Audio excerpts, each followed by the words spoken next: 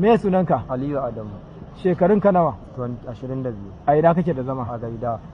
To ba mu labarin ga ka a Banfai. Me kai? Kisan kai muka yi. Wa ka kashe? Alhaji Dahiru. Ya kuke da shi? Mai gidana ne. Me kai ka ga yin kisan ka? Wallahi san zuciya.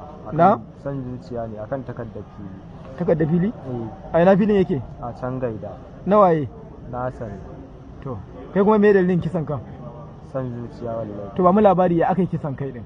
Mai waya ne za mu haɗu da shi daman a ranar, sai ce min za mu haɗu, muka tafi da shi Gaida gidana, da ni da na tafi da shi gidana. To kafin mu tafi gidan mun haɗu da Mubarak, na gaya mai tuntun ya san Wayan Mubarak?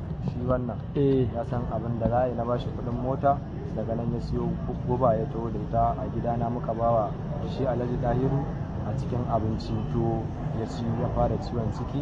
Daga nan muka ga bai mutu ba, ni da Mubarak muka ɗauko wuka muka caccaka mai har sai da muka ga ya. Ina wuka